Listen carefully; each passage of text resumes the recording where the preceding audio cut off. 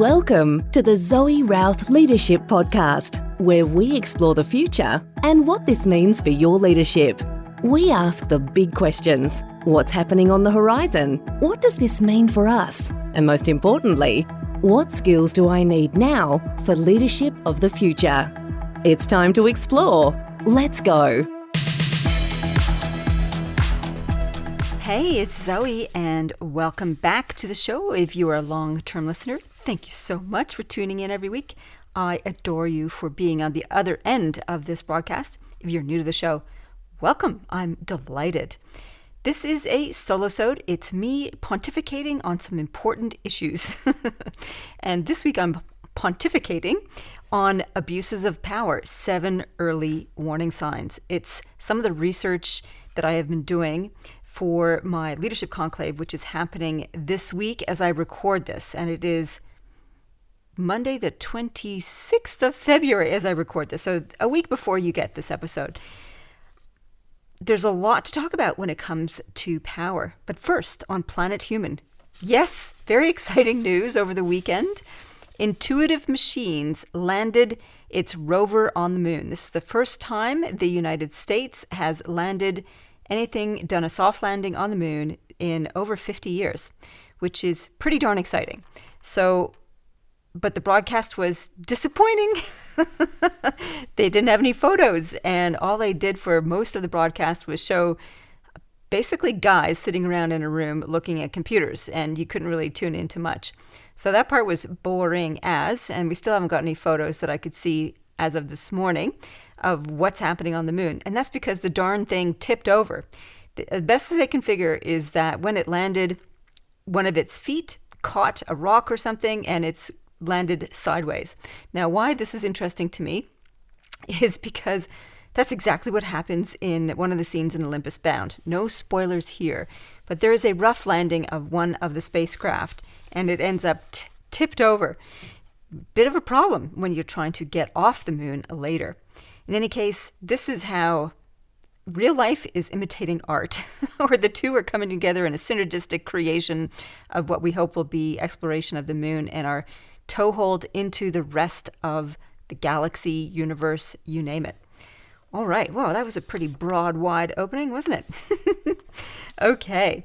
On Planet Zoe. What was I going to tell you about Planet Zoe? Yes. Well, as I mentioned, Olympus Bound, it is still at the typesetters. Every part of this process is excruciatingly slow for my fast-paced me. In any case, it'll be back soon. I have put out a call to all the subscribers of Bookish if they want to get an advanced reader's copy. And once I get that typesetting document back from the printers, I will send that out to everybody who wants an advanced reader's copy. And if you feel so inspired, you can leave a review. If you want to be one of those advanced readers, just email me, zoe@zoerouth.com, put ARC in the subject line, and I will send you the details of how you can sign up and get an advanced look at the ebook version of Olympus Bound, which is very, very exciting. All right, well, let's get into the show, really, because there's a lot to talk about. Abuses of power, 7 early warning signs. The theme for this part of the year, so we're moving in my little schedule of podcasting. We're going into a new season, and we're centering the ideas around creativity and problem solving. Now, I set that as a theme, and pretty much it's all the connections with my guests are tenuous to that particular theme. It's more for my solosodes when I'm doing reflection on this. All of the guests are focused on the future of leadership from different angles. In any case, we're talking about creativity. And when I think about creativity, often what comes to mind is painting, colors, drawing. And I think this makes some people shudder a little bit. Creativity is not for me. I'm a serious person. I don't know how to be creative. And they have all these creative wounds that come to the table. So let's just throw all that out. For me, creativity is about ideas and it's about problem solving and blending ideas into problem solving. That's what we want to do as leaders, right? How do we do that? Well, my core belief that perspective is power. When we see more, we lead better. And I think that's what we need to work on as leaders, because that will invite new ideas to intractable problems or new solutions to intractable problems. So how do we do that? How do we actually develop our perspective?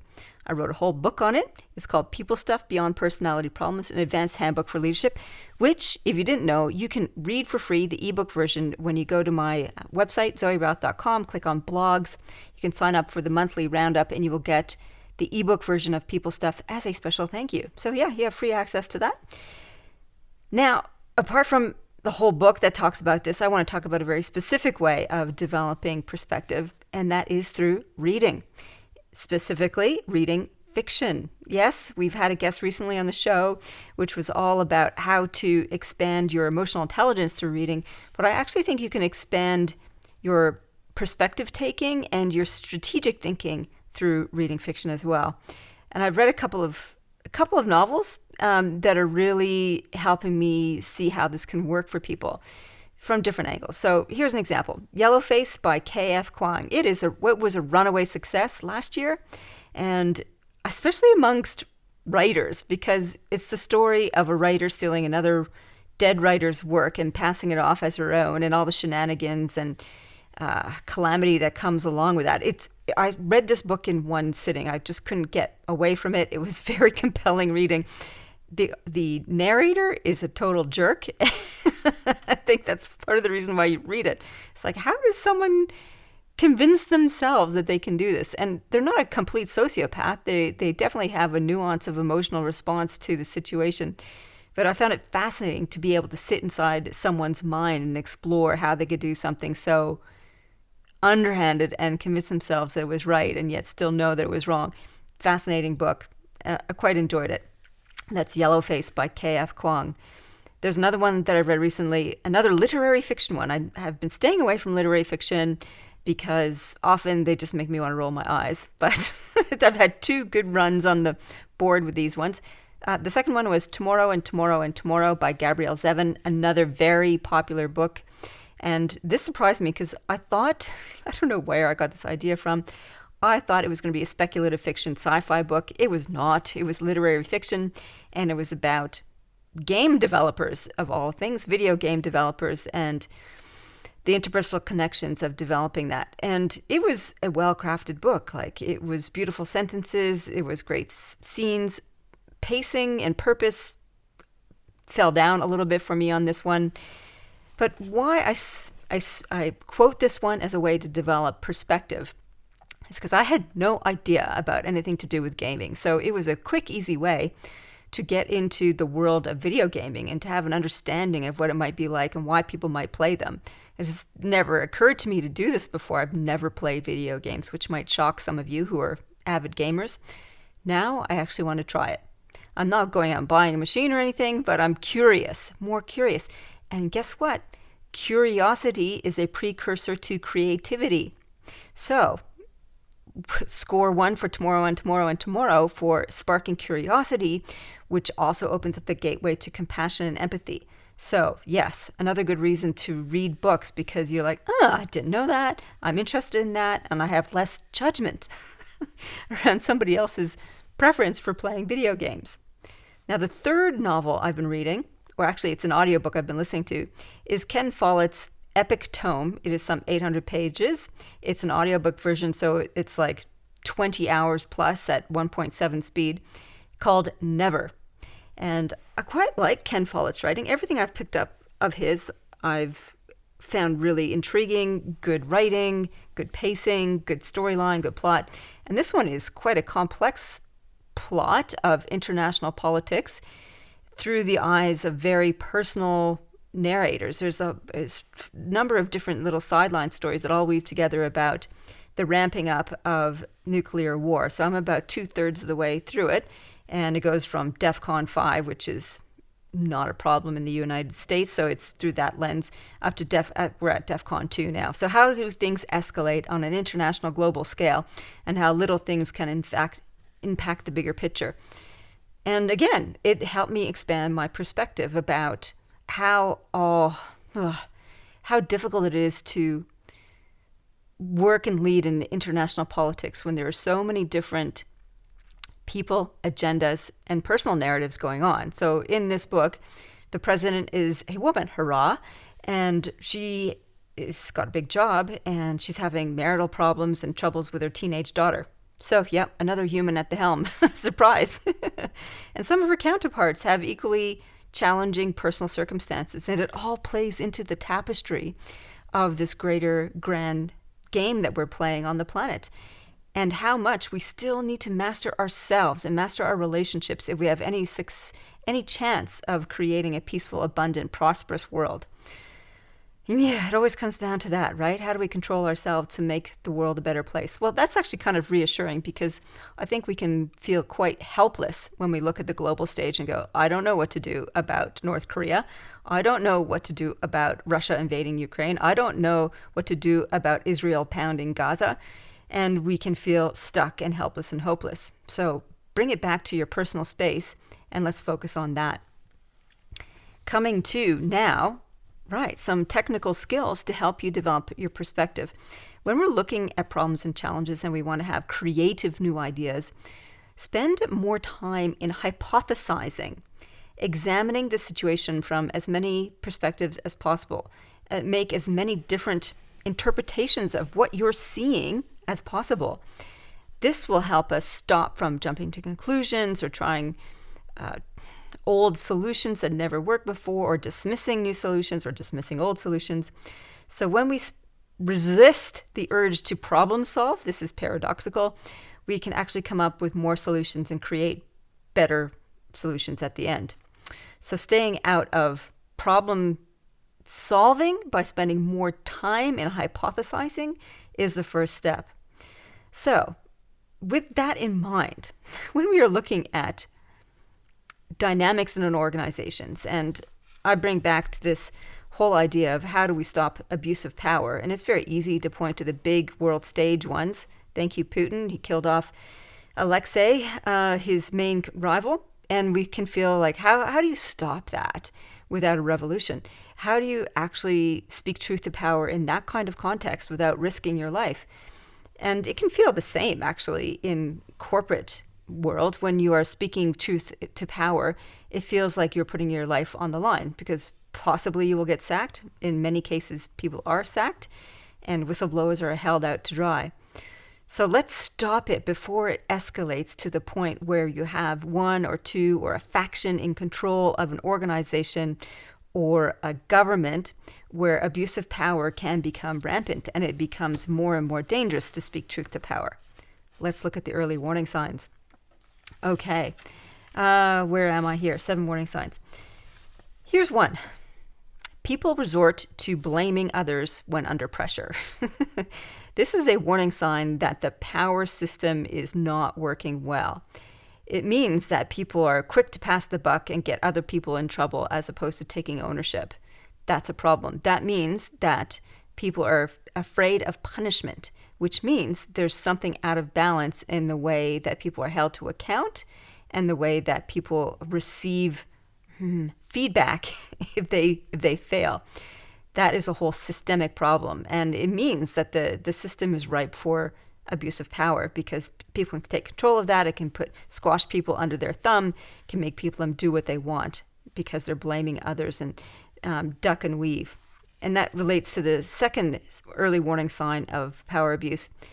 Individuals avoid responsibility and defer to their superiors for decisions. That means, like, I don't want to be accountable for this. So they, rather than making a decision for themselves, they make their boss make the decision, because they don't want to have the axe come down on their own head. And if there's a fear of an axe coming down on their own head, it means that someone's wielding that axe. And that means power is out of control. Power is not being wielded safely or well, and definitely not with compassion. So that's the first 2 warning signs. People resort to blame under pressure, and people avoid responsibility and defer to their boss or superiors for decisions. No autonomy or agency happening here. The third one is inappropriate behavior. And I reference Dr. Keltner's work in The Power Paradox, where his research shows that when people gain power, often they drop their sense of empathy and compassion. The brain changes. It gets energized by all the dopamine and the surge of excitement by being in charge. And this can lead them to impulsive behavior that has less guards in it.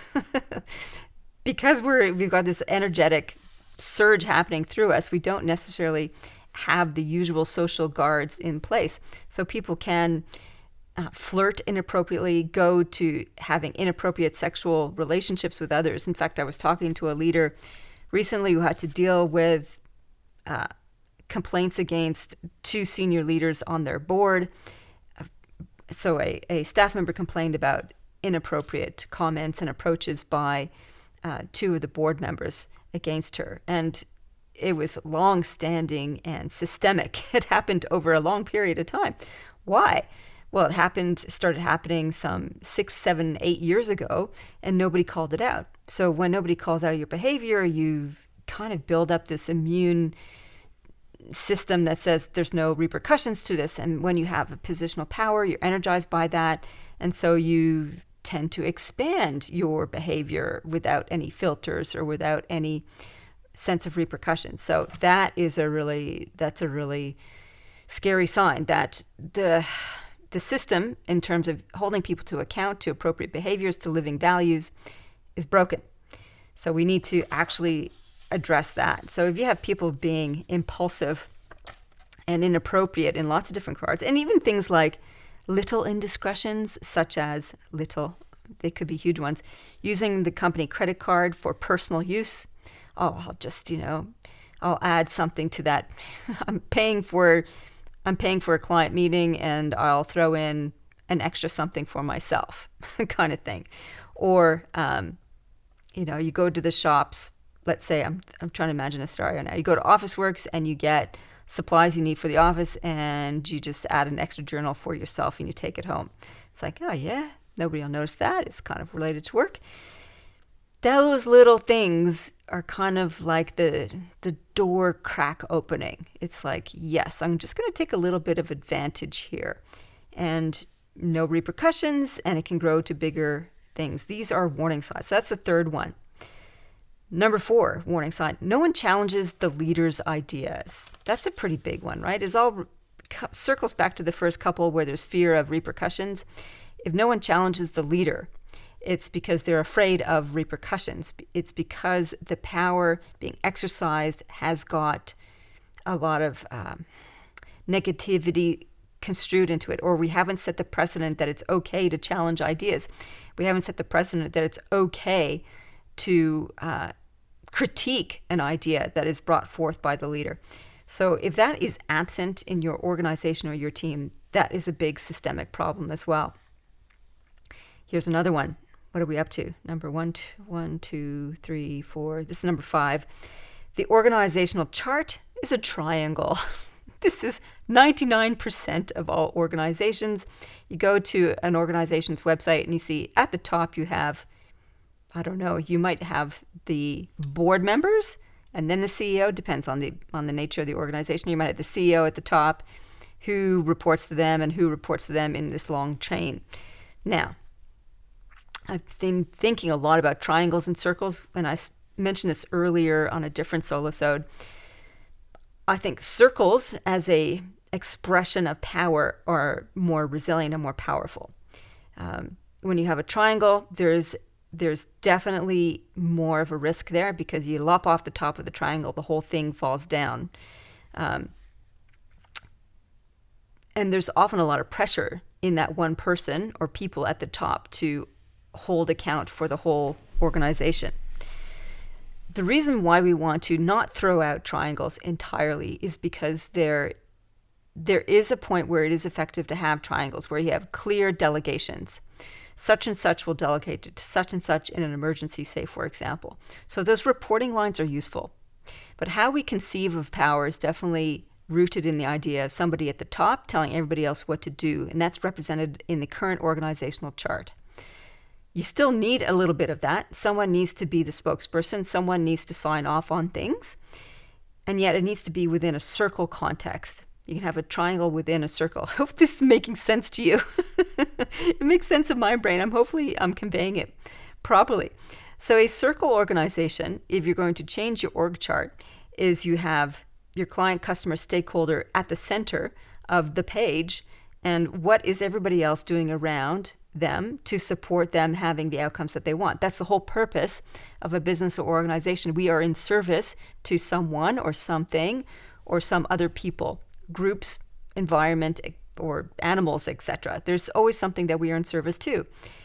And we should put them at the center of our world, and everything we do is in service to them, whether it's behind the scenes and supporting those at the front line to do that, or whether it's in direct contact with them. So yeah, I think there's room for circles in that. And then decision making could be triangular, or it could be Venn diagram. In any case, if the org chart is a triangle, question it. What does this say about how power is exercised in our business? And see what you come up with. All right, the next warning sign. Have I given you 8 here? 1, 2, 3, 4, 5, 6. No, 7. So that was number 5. Here's number 6. 7. The 6th warning sign is there's limited diversity in teams, including the leadership team. Oh, I can't tell you how annoying it is to go to a website and you go to the staff page, if they have one, and they show the leadership team, hopefully in a circle, but usually a triangle. And everybody in that page is uniform. They look the same. And yes, it's very surface oriented, but where is the diversity? Do you have young and old? Do you have different genders? Do you have different cultural backgrounds? Do you have different thinking, which is actually hard to see on the surface, obviously, different types of thinking? How diverse can you make your leadership team? Because what happens, and this is really interesting, actually, I'm going to quote this book, reference this book. This book is called Power and Progress, Our 1,000-Year Struggle Over Technology and Prosperity by Darren Acemoglu. I'm sorry, I can't read my own writing. When I wrote this down, I'm like, oh, that was really bad handwriting. And co-written with Simon Johnson. I can read that one. So Power and Progress on about not quite halfway through this book. And it is just another deflating kind of, or challenging kind of book about power and technology. And what the main premise is that there's this hypothesis that with the advance of technology comes greater freedom and prosperity for all. And they showcase how that's not always the case, and certainly not always immediately. The Industrial Revolution actually meant quite a bad outcome for many people in terms of their lifestyle, living circumstances, nutrition, etc. Things did not get better for the people who were then taken off farms and put into factories. It was a pretty crap life, really. We need to be mindful, and this is one of their other key takeaways, is that technology does not always equal prosperity. Often technology equals prosperity for those who are implementing the technology, have control of the technology, i.e. the people at the top of the chain. And if we are to be careful about how we implement technology, we need to have control of the narrative. And this is all about persuasion power, as the authors call it. And too often, the people who have persuasion power are the people who have power at the top. They've got the money, they've got the resources. And it was only in things like the union movement after the Industrial Revolution that helped shape the narrative and the redistribution of wealth that was created by the technology to make it more equitable for all. And I've talked many times on this podcast about this idea of moving away from the idea of more to the idea of all. How can we use our resources, our planetary resources, our human resources, to create more abundance and prosperity for all, not just more? So yeah, that was a big circular conversation coming back to the point of who's in control of the narrative. Let's have a look at your leadership team. Is there diverse perspectives on there? Because if there isn't, there may not be the conversation about, let's introduce, let's say, an AI solution, which a lot of my guests coming up in the show do talk about. What will this mean for all the people in our business and all of our stakeholders, as opposed to the people who get a huge, significant financial return? And if we don't have expanded perspectives, we won't necessarily take into consideration the negative impacts of some of the solutions that we're putting into place. In fact, when the interview comes up, and I can't remember which guest it is, so you're going to have to listen in, They said one of the things you should ask before you start to think about which AI platform is right. If this is going to impact on jobs, what are we going to do? Are we going to lay people off? If so, how many jobs are we prepared to let go? Or are we going to consider redeploying people? And really think about that is what's our threshold of consequence? You don't have those kinds of conversations unless you have diversity at the table, or you have the systems that are used to speaking truth to power. So, coming back to my main thrust here, that was an early warning sign. There's limited diversity in teams, including on the leadership team.